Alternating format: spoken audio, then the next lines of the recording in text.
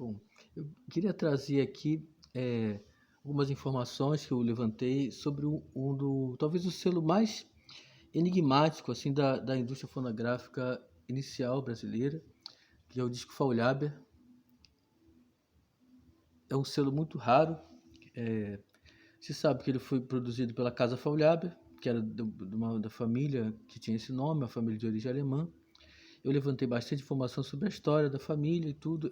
É um livro que vai ser publicado agora nos próximos meses. Já está em fase final de produção o livro. E aí quero trazer algumas das informações que eu descobri. Então, esse selo, se sabe que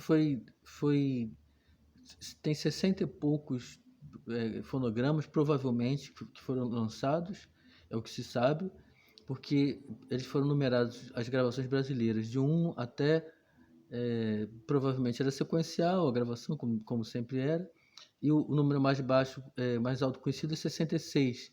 Provavelmente foi lançado do 1 ao 66, talvez um pouco mais do que isso, não se tem certeza, mas até onde é conhecido tem aí 60 e poucas gravações, e dentre essas tem menos de 10 são conhecidas, né? As outras são perdidas até o momento. Onde isso foi gravado e onde foi prensado também, não se tem notícias na literatura, mas eu fiz uma descoberta interessante e eu vou trazer aqui. Bom, esse disco é estrangeiro, com esse selo também foram lançados no Brasil discos estrangeiros, aí um primeiro ponto. Foram lançados gravações estrangeiras de duas gravadoras, a Beca e a Polyphon. A Beca tinha os discos da Beca, a gente reconhece com facilidade, porque ele era os discos todos gravados de um lado só, e os discos são gravados, o lado não gravado é liso. Todos os discos da Beca são lisos do lado não gravado. E os discos da Polyphon têm essa coisa aqui muito característica, essas arestas, né? São 6 arestas na parte de trás, todos eles. Todos eles são gravados conhecidos, né? São gravados apenas de um lado. As gravações brasileiras são lançadas pela Polyphon. E as gravações estrangeiras têm Beca e Polyphon. Agora, como eu cheguei à conclusão de que esses discos eram Polyphon, é uma coisa muito interessante, que foi exatamente por características morfológicas da forma do disco. Isso eu acho interessante falar, porque não tem sido muito, não é muito explorado, especialmente no Brasil, né? O disco como uma fonte histórica, o que é bastante interessante e o que tem implicações importantes, inclusive para a curadoria das coleções, né? Porque é importante durante uma pesquisa em fonografia, com discos, a gente observar a materialidade do disco. Inclusive fazer comparações com os discos estrangeiros. Falando da disco 78 rotações, primordiais das primeiras 2 a 3 décadas do século XX. Depois a coisa muda um pouco, mas estou me concentrando nessa época. Estou falando aqui especificamente dessa época, os chamados discos mecânicos, gravados com microfone mecânico.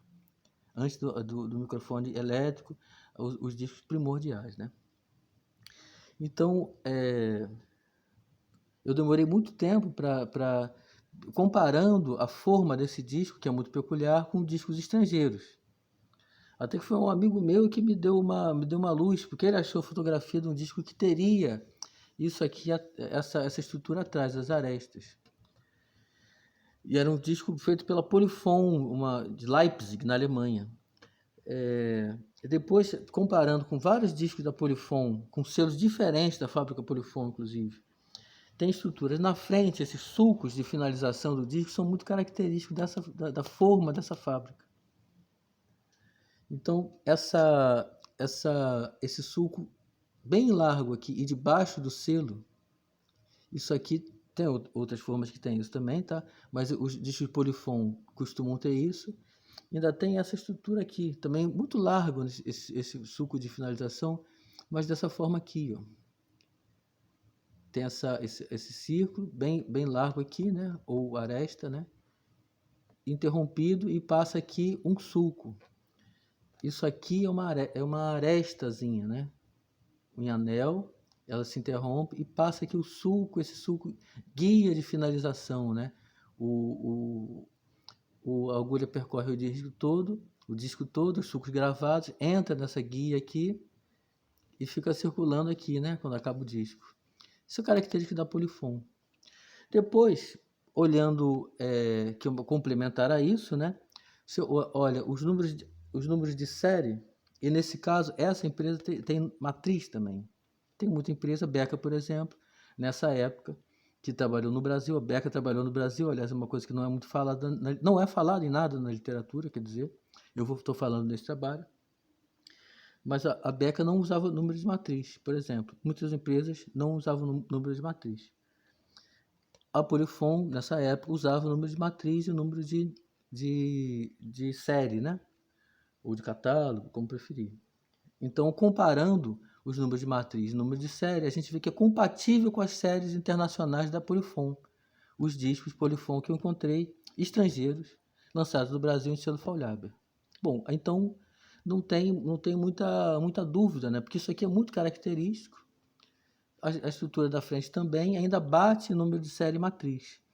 É um conjunto de características que leva muito fortemente a gente ter corroborar bastante essa hipótese de que esses discos foram feitos pela Polyphon em Leipzig, na Alemanha. Então já é o local onde foi prensado, que era um mistério até hoje, né? Foi gravado no Brasil também, no Rio de Janeiro, em 1912. Isso eu vi documento de direito autoral, de sessão de direito autoral, em que estava anotado que os discos as gravações brasileiras foram feitas em 1912 no Rio de Janeiro. Então, aí já a gente para localizar um disco, acho que esses são os parâmetros fundamentais, né? Data e local de gravação e local de prensagem.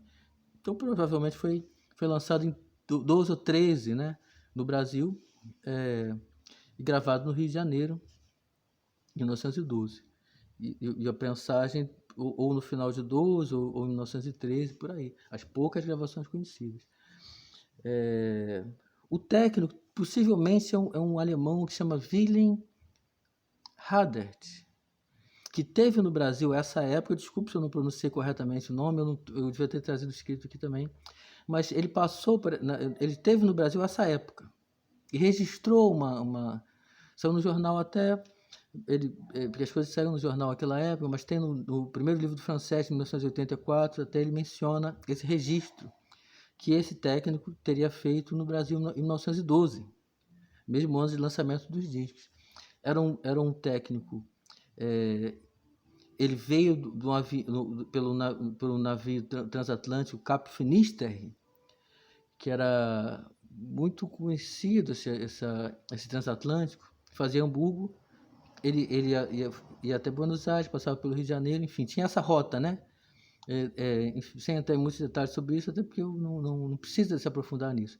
Mas o fato é que ele teve no Brasil e foram feitos nessa época, na mesma época que foi gravado esses discos, e não tinha outras gravadoras além da Casa Faulhaber e a Casa Edison nessa época. Bom, enfim, tem uma boa chance de ter sido ele. Isso é uma especulação, é meramente uma especulação.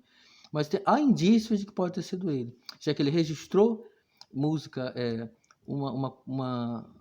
o direito de gravar discos, não sabe bem porquê, então indica uma atuação profissional dele no Brasil, e justamente em 1912. E ele trabalhou em várias gravadoras. Enfim, é uma suposição plausível. Inclusive, para corroborar isso, a Polyphon gravou na Buenos Aires, nesse mesmo ano. Então, ele indo para Buenos Aires, passou pelo Brasil, gravou aqui, foi para Buenos Aires, gravou mais lá. Coincide muito as datas, é muito compatível com a passagem dele pelo Brasil, a hipótese, a possibilidade dele ser o técnico que gravou esses discos. Então, assim, a gente já localiza bem, né, com hipóteses, né? É bom deixar isso claro, porque isso é uma busca, né, que a gente vai lapidando, não pode afirmar com certeza, baseado nesses indícios, nesses fragmentos de indício, não pode ter certeza, mas é uma boa hipótese. Então, a partir disso, a gente já tem bem localizado, falta localizar os fonogramas, né? Falta realmente localizar os fonogramas, que realmente tem muito pouca coisa. A gente conseguiu ouvir aí o fonograma de uns 4 ou 5 discos desse só, dos 60, que possivelmente tem 60 e pouco ou mais.